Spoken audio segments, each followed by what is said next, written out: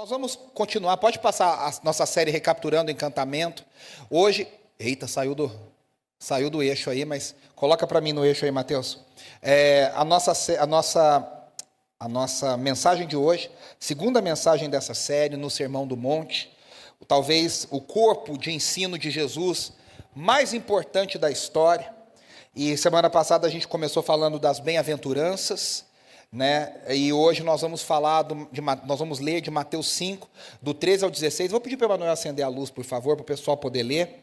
Como eu disse, não vai estar projetado o texto, a gente vai ler só nas nossas Bíblias. Um texto famosíssimo do Sermão do Monte, Mateus 5, dos versículos 13 ao versículo 16. E a gente vai refletir sobre esses versículos tão poderosos na vida da igreja, na história da igreja. Jesus diz assim, Mateus 5, a partir do versículo 13: Vocês são o sal da terra, mas se o sal perder o seu sabor, como restaurá-lo? Não servirá para nada, exceto para ser jogado fora e pisado pelos homens. Vocês são a luz do mundo. Não se pode esconder uma cidade construída sobre um monte. E também ninguém acende uma candeia e a coloca debaixo de uma vasilha. Ao contrário, coloca no lugar apropriado e assim ilumina todos os que estão na casa. Versículo 16. Assim, brilha a luz de vocês diante dos homens, para que vejam as suas boas obras e glorifiquem ao Pai de vocês que está nos céus. É engraçado que a gente vive num mundo que é um mundo estranho, com valores invertidos, que as pessoas estão buscando fama.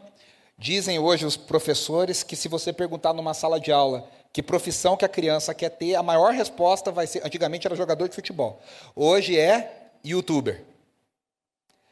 A criança pensa, né? Caramba, o youtuber ganha um monte de coisa, ganha a vida para jogar videogame, no caso de alguns youtubers, ganha para comentar série, fica sentado na frente do computador, ganha milhões de reais e, é uma vida perfeita, né? O nosso mundo hoje está buscando influência. Se a gente fizer uma pesquisa aí, quantos influencers existem no Brasil, né? Eu parto da premissa que influencer tem que ter influência. E às vezes eu vejo umas pessoas tão sem relevância, mas buscando ser influencers, buscando ter alguma coisa. E aí os nossos valores estão complicados.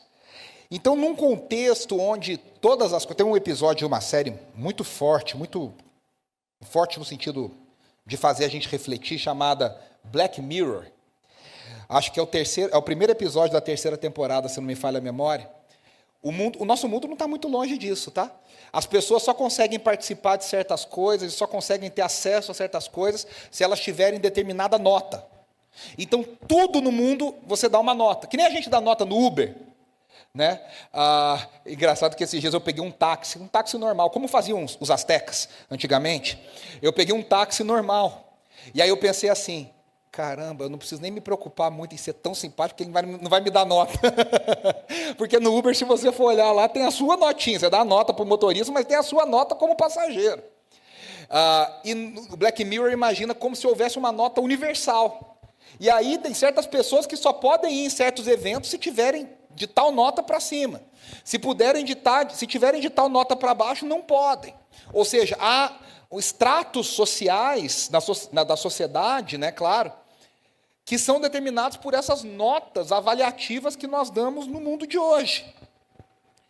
E aí, nesse mundo onde tudo parece ser avaliado por curtidas, quantos seguidores você tem, a palavra de Jesus, o ensino de Jesus em Mateus 5, aqui do 13 ao 16, nos chama a viver de uma maneira radicalmente diferente.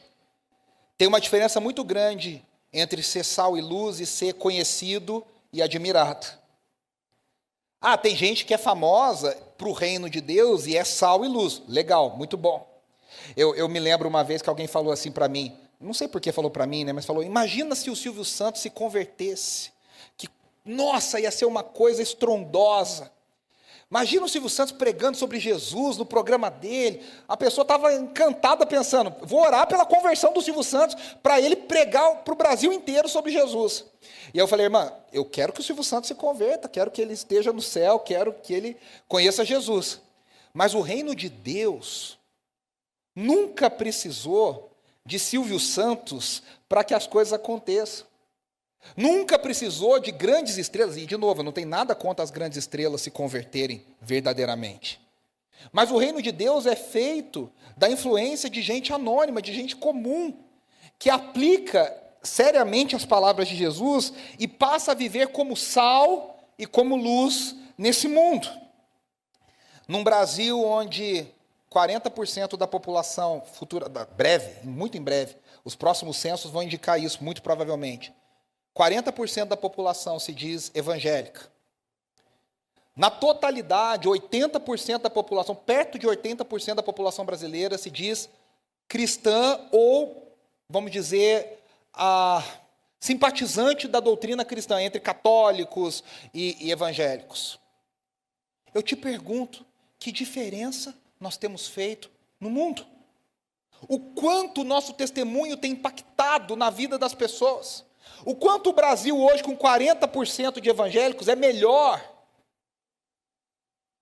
do que há 30, 40 anos atrás, onde esse número era muito menor.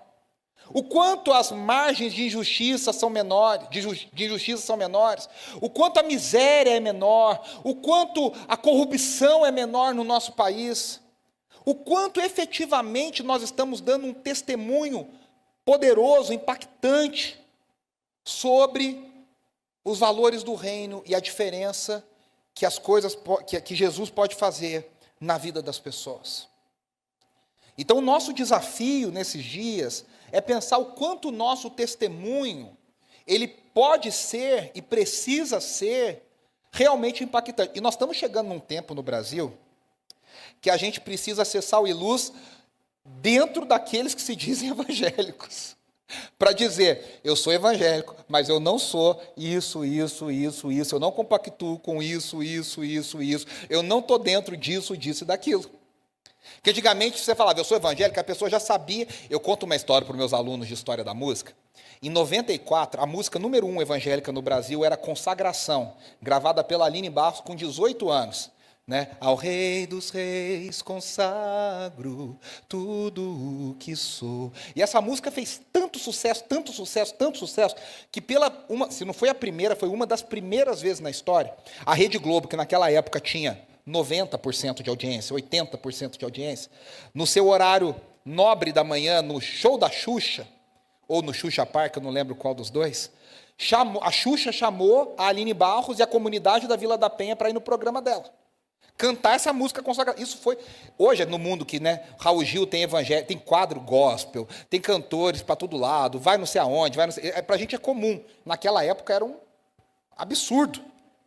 Ainda mais que tinha um bafafá de que a Xuxa tinha pacto com o capiroto e ela não podia falar a palavra Deus. Vocês lembram dessa teoria da conspiração, né?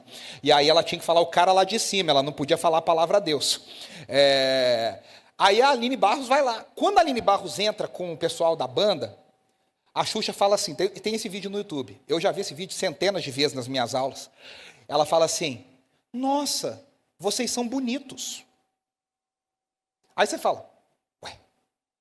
Ela fala, vocês se vestem bem. Porque na cabeça da Xuxa e do Brasil, o evangélico era uma pessoa ignorante, feia, mal vestida. Aí a Aline Barros pega um VHS, para quem não sabe, VHS era uma fita que tinha, a gente botava imagem, né? E aí colocava no videocassete, e ela falou, Xuxa, a gente gravou esse show, e tem fumaça, e tem luz, para dizer, olha, a gente está fazendo um negócio legal para Jesus. Esse era o evangelho no Brasil 30 anos atrás, a visão que os evangélicos passavam para o Brasil, que o Brasil tinha dos evangélicos, 30 anos atrás. E eu te pergunto, de lá para cá, o quanto efetivamente o nosso testemunho impactou as pessoas, a sociedade, o Brasil de forma...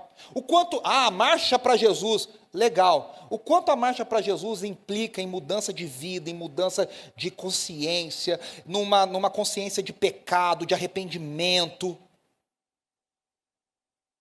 Ou é mais um show, ou é mais um evento, ou é mais uma coisa. E olha, eu já fui na marcha para Jesus, para nunca mais, meu irmão. Eu fiquei 15 horas em pé, nunca mais na minha vida. Eu fui com 15 anos, falei, nunca mais eu volto.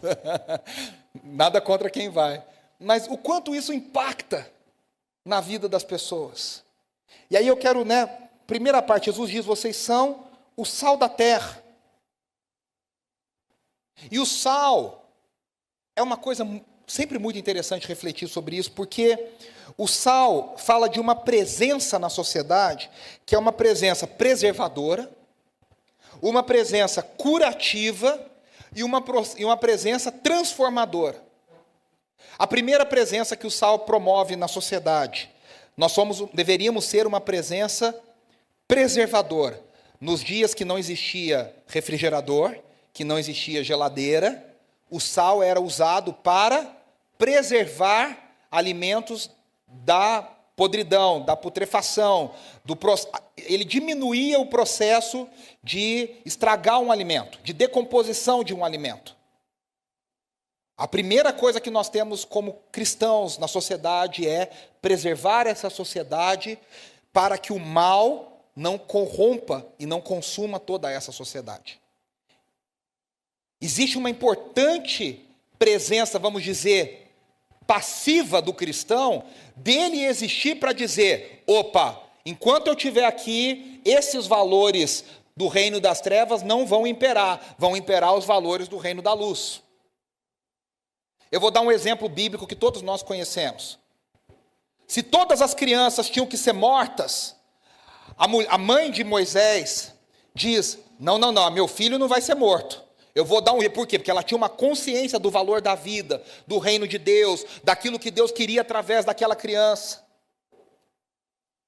Esses são valores onde a presença, o simples fato de existir gente que preserva o reino de Deus, que vive valores do reino, que acredita nos valores do reino, o simples fato dessas pessoas estarem na sociedade significa o seguinte: os nossos valores serão os valores do reino de Deus, e aqui o mal não vai entrar. O mal, ele vai ser contido na sociedade, enquanto existir gente que acredita nos valores do reino de Deus. E no Brasil de hoje, é preciso dizer que acreditar nos valores do reino de Deus não é a mesma coisa do que se chama politicamente de conservadores. Tem uma parcela da população hoje que fala, não, eu sou conservador. E aí imediatamente a pessoa pensa, é a mesma coisa do que ser cristão. Não é. Tem muito conservador de meia pataca. Tem muita gente que defende valores e a vida é toda torta. Não estou dizendo que a nossa vida tem que ser perfeita. Eu estou dizendo que uma coisa é uma visão política conservadora, outra coisa é o reino de Deus e os seus valores aplicados no todo da vida, porque o evangelho, ele é muito mais do que uma visão política. E hoje no Brasil tem gente que quer equivaler a visão do evangelho a uma visão política. Ah, mas a visão do evangelho pode englobar valores políticos? Deve impactar todas as áreas da nossa vida, mas viver para o evangelho, viver como sal da terra, preservando aquilo que Deus nos deu, está muito além de uma visão política. Envolve o todo da vida. É claro que a gente acredita, meus irmãos, o mal não tem limite. Você já imaginou alguma coisa má falando assim? Todo vilão de seriado, de filme, o que ele quer? Ele quer dominar o mundo, desde o Pink do cérebro lá, o que o cérebro queria todo dia. E Pink, o que nós vamos fazer amanhã? Cérebro, o que nós vamos fazer amanhã? Dominar o mundo. Eles todo dia queriam dominar o mundo. O mal não tem limite. Eu me lembro quando eu era criança, eu assisti o desenho do Aladim, e tinha aquele Jafar, que era o vilão da história, e eu pensava, caramba, ele já virou o rei do negócio, por que ele queria todo o poder do mundo? O mal não tem limite. Aí você fala, por que o mundo não foi engolido pelo mal? Por que a gente já não explodiu e foi destruído pelo mal? Porque, claro, há uma presença, um poder de Deus freando o mal. Há uma ideia de que Deus fala, ó, o mal vai até aqui, daqui você não passa. Há uma mão soberana de Deus freando o mal. E essa mão soberana de Deus também inclui a presença passiva dos seus embaixadores, dos crentes, dos que pertencem a Jesus, vivendo a vida. Então, de maneira passiva, você diz para a sociedade, enquanto eu existir, enquanto eu for um cidadão, eu vou acreditar no valor da vida, eu não vou praticar o aborto. Eu vou acreditar que ter filhos não é desperdício de tempo e de dinheiro, mas é investir numa nova geração para que o reino de Deus floresça. Eu vou dizer, olha, eu acredito que a corrupção e roubar não é a melhor coisa. O simples fato de você existir vivendo os valores do reino preserva o mundo para que o mal não vença. Mas o sal vai além disso. O sal tem uma presença também terapêutica. Em muitos tratamentos antigos, o sal era usado, e até hoje tem algumas coisas que são feitas com sal. Até hoje, né, a sua avó fala assim, faz uma como é que chama isso, gente? Sumiu a palavra. Bacia. Uma bacia com água quente, bota sal e bota teu pé lá dentro. Vai curar o seu pé, vai melhorar o seu pé. Bota sal grosso. Não é mandinga, não. Dizem que o sal grosso é mais forte. O sal, ele tem um poder terapêutico. O que significa isso, meus irmãos? O mal destrói pessoas. O mal destrói vidas. O mal destrói famílias. As pessoas estão feridas. Parte do nosso testemunho, eu tenho muita dúvida do crente que quando ele vai dar testemunho, ele condena a pessoa para o inferno. Eu tinha um amigo no seminário que era assim, ele ia pregar na rua e ele falava, você vai para o inferno. Ele tinha uma voz assim meio suspensa, cavernosa, assim. Ele falava, você sabia que se você morrer agora, você vai para o inferno? E eu falava, rapaz, esse método evangelístico dele é meio radical. Muitas vezes a gente não tem que oferecer condenação, muitas vezes, a gente cantou aqui agora, a gente precisa oferecer o caminho da cura. Você está ferido? Jesus é a cura. Olha, deixa eu te dar um abraço, deixa eu te dar uma palavra de acolhimento, deixa eu te dar uma palavra de encorajamento. Parte da nossa missão como cristãos é sermos instrumentos de cura na vida das pessoas que estão tão feridas. É uma palavra de encorajamento, é uma palavra de bênção, é uma palavra que positiva num mar de negatividade, num mundo tão quebrado. Eu costumo dizer que não custa nada a gente ser gentil com as pessoas, no mundo hoje onde as pessoas nem gentis são, que as pessoas são tratadas como objetos. O simples fato, às vezes, de você falar, já aconteceu várias vezes com a gente, de você falar o nome da pessoa, você lê lá no crachá, você fala, oi fulano, tudo bom? A pessoa já, porque ela está acostumada a ser tratada como um objeto. Eu fico pensando algumas coisas, né? Essa semana, as nossas vizinhas lá do condomínio fizeram um chá de bebê surpresa para a Andressa também. E aí foi uma senhorinha japonesa lá do prédio, ela é muito bonitinha, assim, toda japonesinha, assim, toda, né? E aí ela falou assim, eu vim porque vocês são muito educados, eu sempre encontro vocês no elevador, vocês sempre tão felizes, sempre dão bom dia, sempre dão boa tarde. E eu pensei, o que demais tem nisso? Não o mínimo do mínimo do mínimo, você cumprimentar as pessoas. Mas no mundo de hoje, o simples fato de você fazer isso já te coloca com uma pessoa diferente.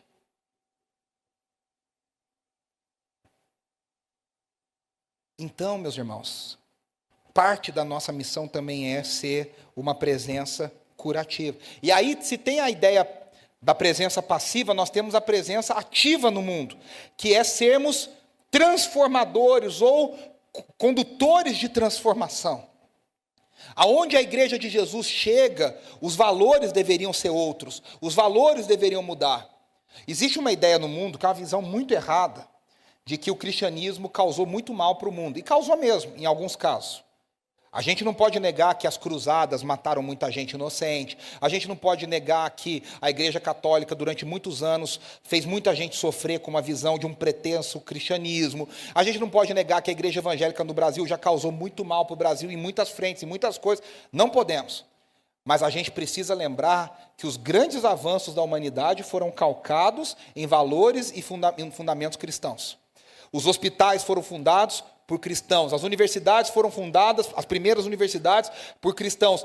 A Declaração de Direitos Humanos foi feita por gente cristã. A ciência avançou como avançou, porque os primeiros cientistas eram cristãos. Todo mundo que acredita em valores universais e direitos universais para a humanidade, acredita em valores cristãos, de valores à vida, de que todos têm direito à vida, de que todos são criaturas de Deus. Há um impacto na sociedade. Uma vez, eu nunca me esqueço, eu fui na viagem que eu fiz para Israel há muitos anos atrás. A gente estava num lugar, se não me falha a memória, perto de Megido. E tinha um lugar lá que tinha uma escavação e você via aquelas camadas na terra das diferentes sociedades, né, que vão passando os anos, e aí você vai vendo ali os restos daquelas sociedades diferentes. E o guia da nossa excursão disse, em todas essas camadas, ele falou o nome dos povos que habitaram aquele lugar, foram encontrados ossadas de crianças que foram sacrificadas. A única camada da terra onde não foi encontrado osso de criança foi quando o povo de Israel morou nesse lugar. Ou seja, todos aqueles povos ofereciam crianças em sacrifício aos seus deuses. Israel foi chamado para viver uma vida para dizer, nós somos diferentes, nós temos valores diferentes. Nós temos um Deus que nos faz ser pessoas diferentes, e isso reflete no nosso dia a dia. A gente olha para a lei e fala, nossa, é um tanto de não pode isso, não pode aquilo. A gente não olha pelo lado positivo. É uma forma de viver que protegia aquele povo e era o melhor para aquele povo. Na saúde, na higiene, na ética, na sociedade. Que outra sociedade tinha uma lei que foi poucas vezes cumprida, tá? Na história. Que a cada 49 anos as dívidas tinham que ser perdoadas, as terras tinham que ser devolvidas aos donos originais, onde as pessoas precisavam exercer perdão e graça. Qual sociedade você vê isso? Que os estrangeiros eram tratados com dignidade, que os órfãos e as viúvas eram cuidados. Essa é a visão do reino de Deus. Eu estava trabalhando num projeto de um documentário grande, e o meu diretor, eu sou consultor desse projeto, e o meu diretor fala o seguinte, ele diz, um dos propósitos desse documentário é mostrar que o Brasil não é o país das religiões afro-brasileiras, que também que ele fala, tem uma ideia de que toda a população pobre do Brasil é de religiões afro-brasileiras. Ele falou, isso não corresponde à verdade. Todas as pesquisas antropológicas e sociológicas mostram que o Brasil é predominantemente um país do evangélico pentecostal, de classe social baixa. E aí ele falou, e aí você vai ver esses estudos, o quanto a igreja pentecostal, por exemplo, nossos irmãos pentecostais contribuem nas periferias, com as pessoas pobres, na formação musical, na educação musical, dando comida, dando abrigo, dando dignidade, dando profissão para essas pessoas. O quanto hoje no Brasil a presença evangélica, que tem muitos malefícios, mas o quanto hoje tem de benefícios na sociedade, de igrejas que não estão procurando aparecer no Instagram, aparecer no jornal, mas que estão fazendo a diferença na vida das pessoas. Que estão dando educação para as crianças, que estão abraçando mães que são mães solteiras, que não têm onde morar, que não têm como fazer. Essa é parte do nosso testemunho como cristãos. A segunda coisa que Jesus fala é que nós devemos ser... Antes de eu falar da luz, eu quero só falar mais uma coisa. Ele diz, mas se o sal perder o seu sabor, como restaurá-lo?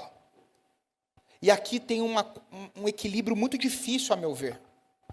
É um equilíbrio muito difícil.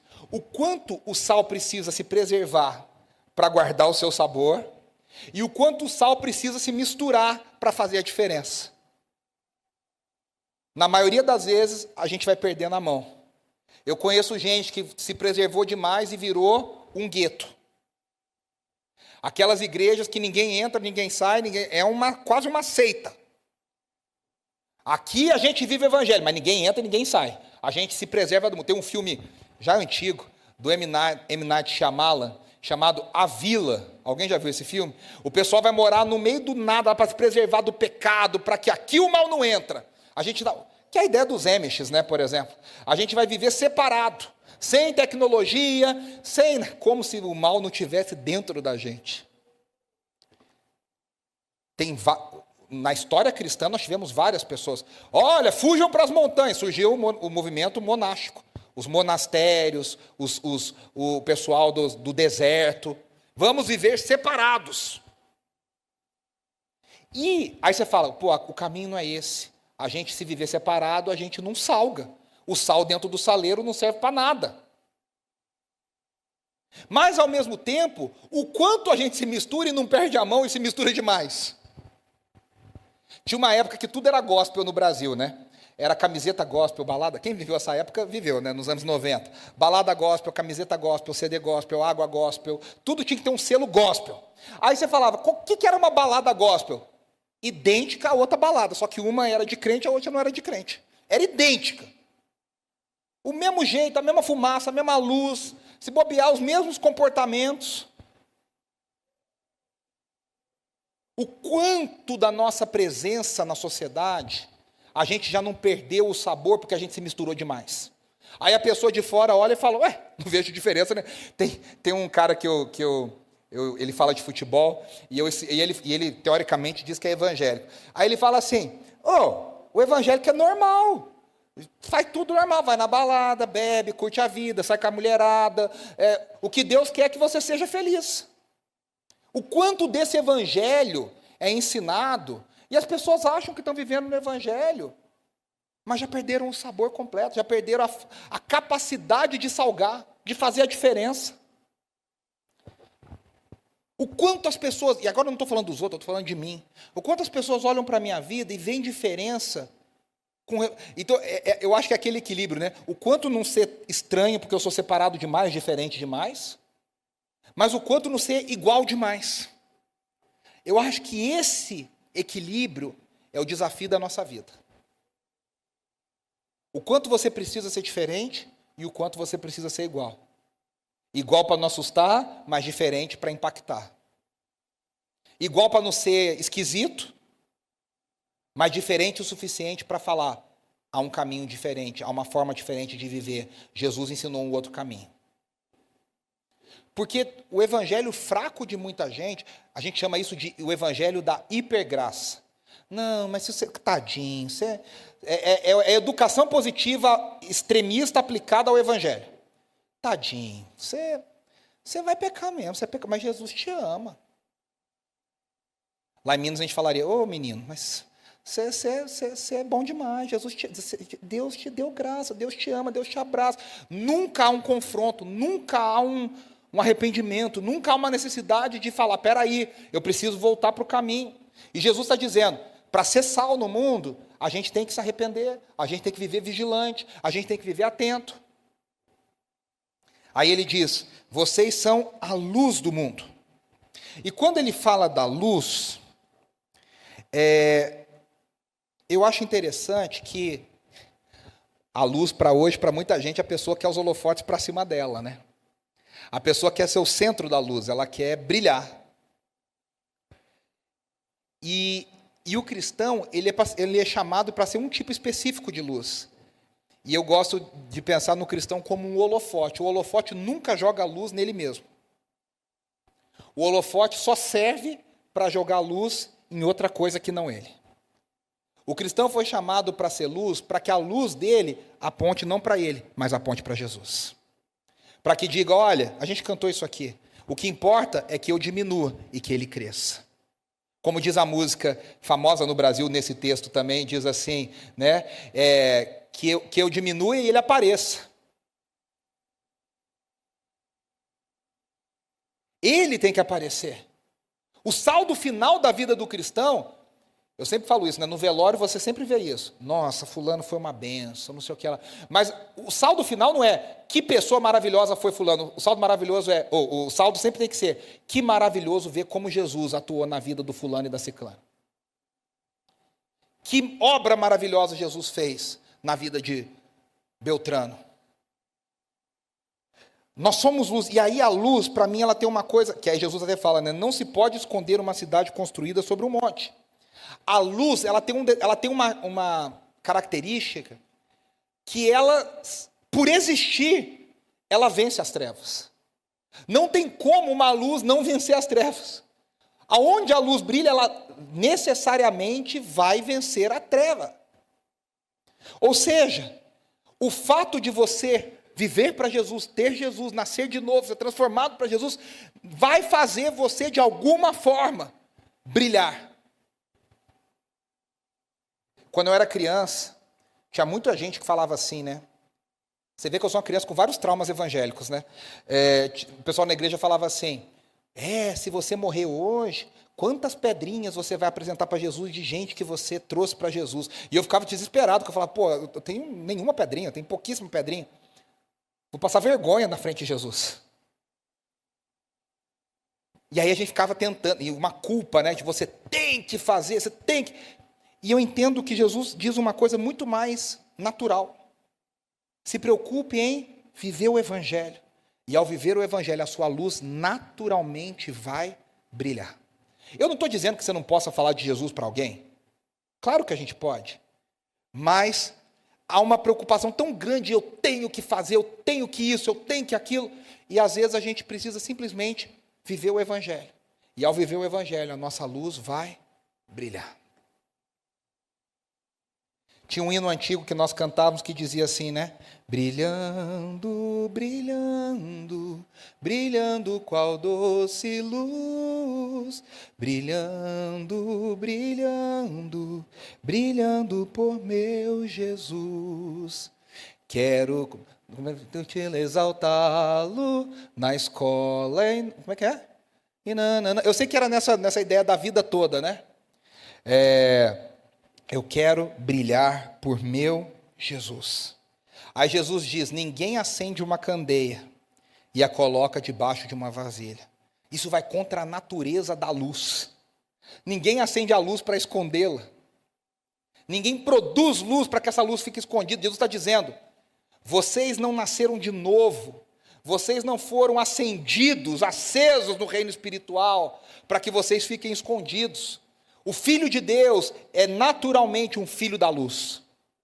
O apóstolo Paulo diz em Efésios capítulo 5, ele cita um hino da igreja.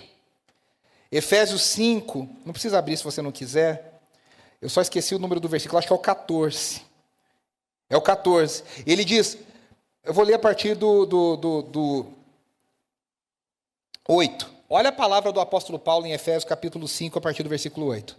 Porque outrora vocês eram trevas, mas agora são luz no Senhor. Vivam como filhos da luz, pois o fruto da luz consiste em toda bondade, justiça e verdade. O que é ser luz? É produzir o fruto do Espírito. É viver em bondade, é viver em justiça, é viver em verdade. Se você olha para a sua vida e diz, eu vivo na verdade, se a resposta é não, você não está vivendo na luz. Eu vivo em justiça, se não, você não está vivendo na luz. Eu vivo em bondade, se não, eu não estou vivendo na luz. Aí no 10 ele diz, e aprendam a discernir o que é agradável ao Senhor. Ou seja, viver como filho da luz significa entender a vontade de Deus em todas as coisas. Aí ele diz assim, não participem das obras infrutíferas das trevas. Antes, exponham-nas à luz. Como é que um filho da luz expõe as trevas? Brilhando.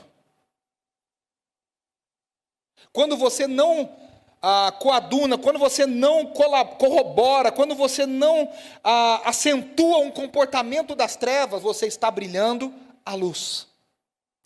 Aí ele diz, porque aquilo que eles fazem oculto, até mencionar é vergonhoso, mas tudo que é exposto pela luz torna-se visível, pois a luz torna visíveis todas as coisas. Aí olha o versículo 14. Por isso é que foi dito, e aqui é um hino da igreja primitiva, desperta, ó tu que dormes, levanta-te dentre os mortos, e Cristo resplandecerá sobre ti. O nosso alvo é como o apóstolo Paulo diz em 2 Coríntios capítulo 3, que ao contrário do rosto de Moisés, que um dia brilhou e brilhava cada dia menos, em Cristo, na glória do Evangelho, o nosso rosto brilha e cada dia brilha mais.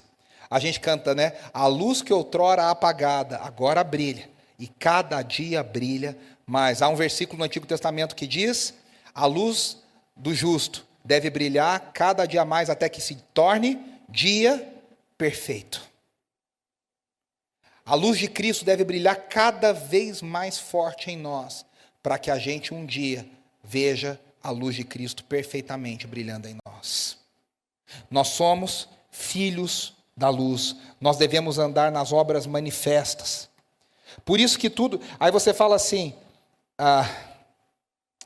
mas e os irmãos que andam nos países perseguidos cultuando escondido? É verdade, tem que cultuar escondido, mas a vida é uma vida que denuncia a verdade, que denuncia a luz, que mostra que a luz não dá para se esconder. Mesmo alguém que esconde a sua fé, no sentido da manifestação da fé, não consegue esconder a sua fé na vida, no que ela é, nas palavras que ela tem, no quanto ela brilha Jesus na vida das pessoas.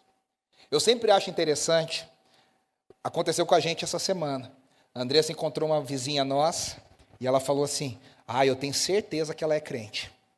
Aí eu falei, por quê? Ela falou, não sei, o jeito que ela olhou, e o jeito que ela falou comigo, eu achei que essa mulher é crente. Batata, era crente. Tem gente que no olhar você percebe. No olhar você percebe. Na gentileza, na forma como a pessoa fala, na forma como ela abençoa. Aí ele termina no versículo 16. Assim brilha a luz de vocês diante dos homens, para que vejam as suas boas obras. Aí aqui a gente corre um risco de inverter a ordem, né? Não são as boas obras que fazem a luz brilhar. É a luz que produz boas obras. Ou seja, é o novo nascimento, é a transformação do coração. A gente não faz, nunca é demais repetir, né? A gente não faz boas obras, pratica boas obras para ser encontrado na luz. A gente é encontrado com boas obras, porque nós já estamos na luz. Não são boas obras que produzem luz, é a luz que produz boas obras. Ele diz, para que vejam as suas boas obras e glorifiquem ao Pai de vocês, que está no céu. E aí vem o holofote, a luz que brilha na gente. Na verdade, quando as pessoas olham, elas veem Jesus. Nossa, mas fulano é uma vida que brilha. É, mas a glória não é dele. No final, a glória é de Jesus. Aponta para Jesus. Que as nossas vidas apontem para Jesus. A nossa luz deve brilhar de tal maneira que as pessoas vejam as nossas boas obras e glorifiquem a Deus que está no céu. Ou seja, não é sobre a nossa visibilidade, mas é a visibilidade de Deus. De novo, nesse contraste com a cultura que a gente vive, onde as pessoas procuram tanta glória para si mesmas, onde as pessoas procuram ser louvadas elas mesmas, onde está todo mundo procurando luz para si mesmo. O nosso desafio é que a gente brilhe a luz de Cristo e aponte para Ele. Que a gente seja sal, sendo diferente, tendo a marca de Cristo, tendo a mente de Cristo, o modo de viver de Jesus, a mente renovada, mas próximo o suficiente para impactar, para abençoar. Eu não sei se eu sei o segredo desse desafio, mas eu tenho tentado e pedido a Deus sabedoria. E eu te incentivo a orar e pedir sabedoria a Deus. Senhor, que eu esteja próximo o suficiente das pessoas para impactar positivamente, mas que eu seja diferente o suficiente para elas perceberem que eu tenho alguma coisa diferente a oferecer. Para que a gente possa fazer a diferença na nossa família, no nosso trabalho, na academia, glória a Deus, que eu vou voltar em nome de Jesus, no crossfit, nos passeios, no clube de lazer, aonde eu estiver, que eu possa brilhar a luz de Jesus.